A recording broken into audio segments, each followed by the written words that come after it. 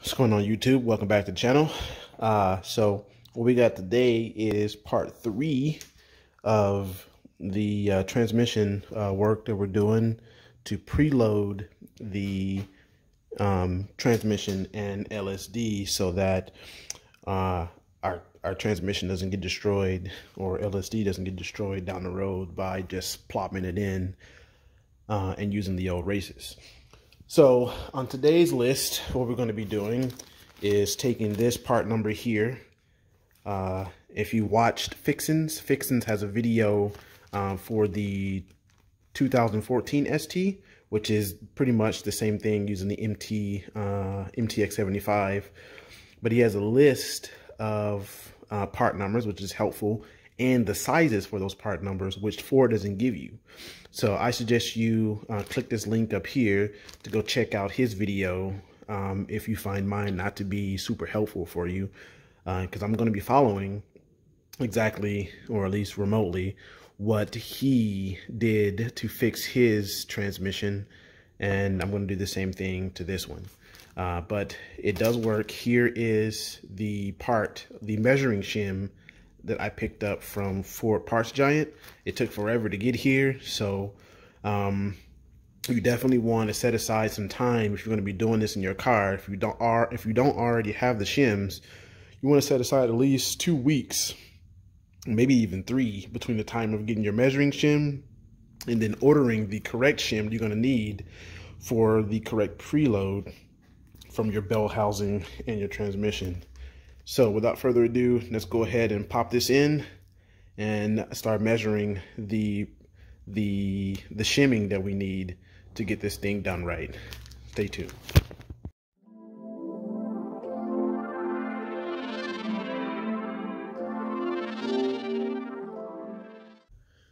All right, so the measuring shim should just, once you open this, you can't return it, by the way, so be sure you're going to use it if you open it. Should just drop right down off in here, just like that. And then we will put our race, our new race in, because we want to measure off of that new race. And before we can't just drop this in, we're going to need to heat up. We'll need to heat up the casing, and then we should be able to drop this in. And then we can then go and measure the preload. So, or you measure the measurement for the correct preload. So let's do it.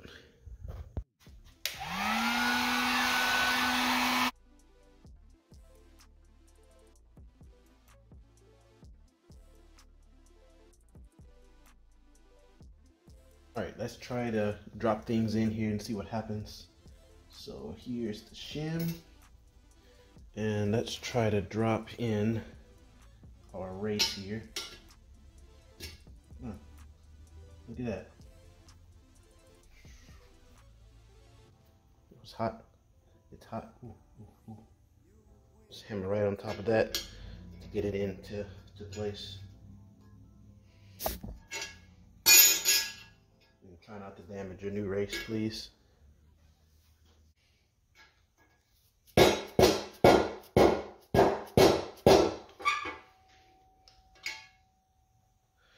All right. Now with the new race in, we need, and the measuring shim in, we need to reassemble the transmission according to Fixins' video, and take this digital indicator and measure the play as we push up on the differential to measure how much room is left between the casing and the differential, and that'll let us know how much what size shim we need to get. The old one I had in was a 1.66 millimeter shim, so I'm assuming it's going to be roughly the same size, but I don't know. I'm going to make sure I measure it, and that's why we're doing this. So let's go ahead and put everything back together, and I'll bring you back on once we have everything set up for the measurement. Stay tuned. All right, so I got everything all set up that I need to do this measuring. It's already set at 0, and it's pretty stable now, so it should be accurate testing.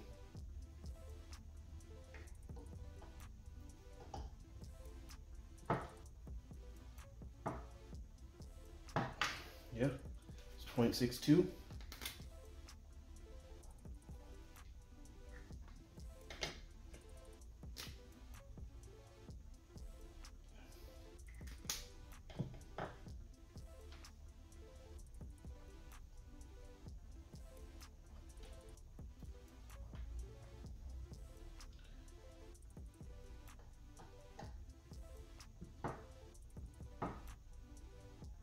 Yeah, so I'm gonna go with those numbers there.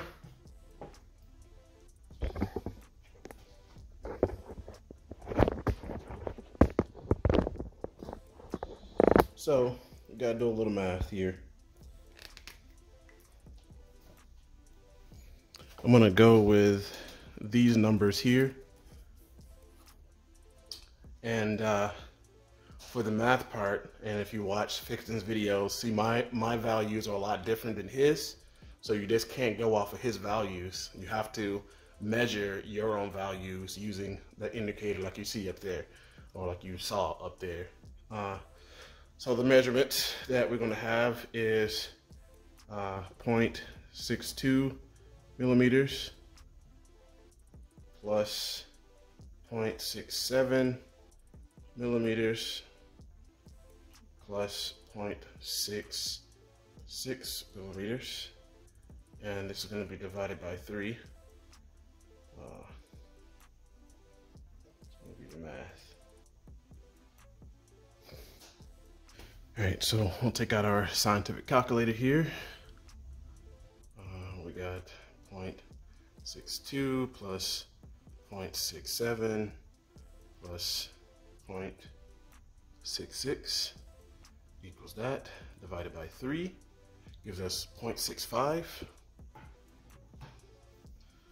So we know our measuring shim was equal to 1.10, I believe, and I'll verify that with the thing. Our measurement here is, and this is the measurement we took, was 0.65 plus 0.20, which this value comes from Ford. Add this up, that's 5, 6, 8, 9, and 1. I need a 1.95 millimeter shim, according to what I just put up there. So yeah, that's a lot of shim. You know, in his video, he needed a 1.65, and he rounded it up to like a 1.66 or 1.67. I can't remember, but this is why you have to measure. This is why you have to measure your own shims. Otherwise, you'll get the wrong preload. So I actually want to measure this one more time to make sure that I'm getting the most accurate preload in measurements possible. So I'm going to turn you off. I'm going to measure again, and then I'll bring you back on with those measurements, and we'll see if they're roughly close. So stay tuned. All right, these are my second measurements, and I think this is the more accurate one. I went all the way up through the bottom of the differential, and I saw it where it set flat, and I pushed up, and I think this is the better measurement. So I'm gonna go ahead and add these up, and then divide this by 3, and this will give us a value 0.64 plus 0.63 plus 0.60. And divide by 3 gives us a value of 0.62 and 0.63, excuse me. Yep, 0.62. 0.62 millimeters. So we know our measurement shim is 1.10. Our value here that we pulled from our experiment is 0.62, and this is in millimeters. Remember to carry your units, you know, if you follow general chemistry, it's really helpful. Plus that 0.20 that Ford millimeters that Ford wants us to have for the measuring shim. So we have 2, that 6, 7, 8, 9, 9, 1. So this is roughly close to the value that I had up here, 1.92. So we need a shim.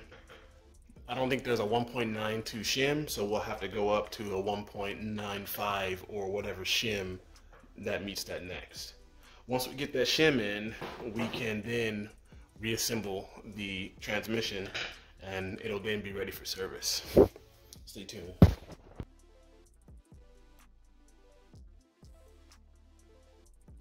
Alright, so we're going to disassemble it now for the final time and then get ready to reassemble it with the new shim that I ordered. So let's get taking this apart. Alright, so we're going to apply some of this Ultra Gray. Oh, you can't even read it. It's crazy. This thing is super shiny. But this Ultra Gray gasket maker to this surface. The last time when I did a video about the shift tower in particular, I didn't put any gasket maker back on there. One, I didn't know I needed to, but all this out here on the sides here is leakage, so I'm gonna want to fix that. So I'm gonna apply some gasket maker here around the bolts.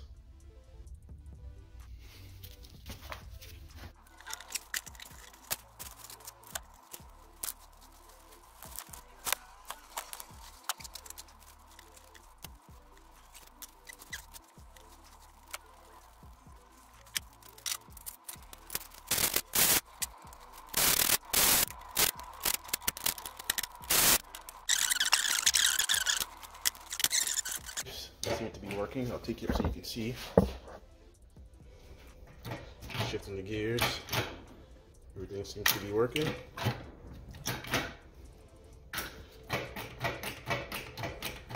Back in neutral.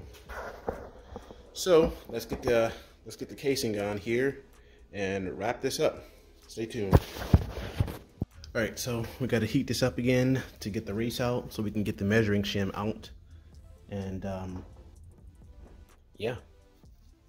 All right, so now we want to take out our measuring shim, and then we're going to put in our shim that we measured. First, we're going to make sure that it is the 1.95 millimeter shim. Then we'll install it, put the race back in, and we'll be done. All right, so we got the part in here. Here is the product number for the 1.95 millimeter shim. Remember, we need to hook this up to the micrometer and see if we got the correct size. So we're gonna do that now. All right, so we got it in here. I need to spin it.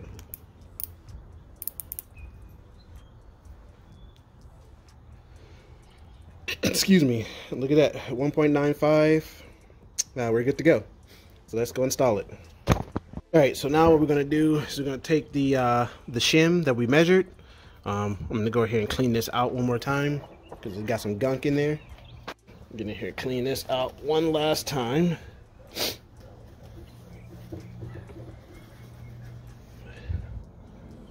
All right, so now we'll drop our shim into slot, and it should just slide in.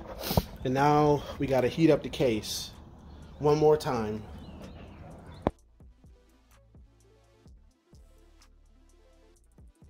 All right, so here I'm working on it. Got the 20 banger out. It actually works better than the other hammer I got. I forget what we call those.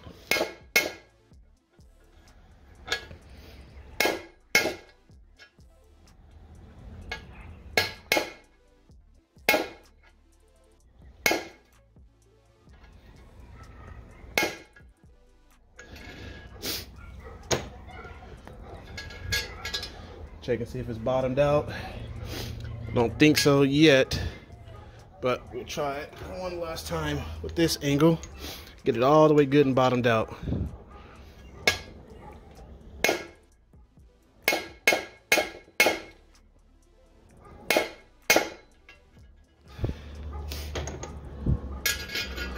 I'd say that's good. Okay, so now with this installed, and it's still pretty hot, I'm gonna wipe it down, and then we're gonna go and put the two halves of the casing back together. I'm gonna clean this surface right here up with the little sponge here, abrasive sponge, and we'll be ready to mount the two back together, so stay tuned. All right.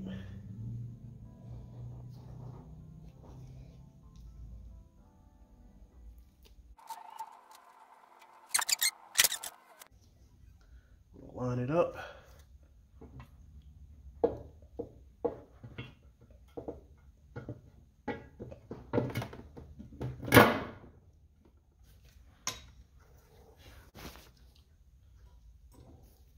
All right, YouTube. So we're back, and we got everything torqued down. And the strangest thing that I ended up missing 2 bolts that I needed for the back part, or for the bell housing.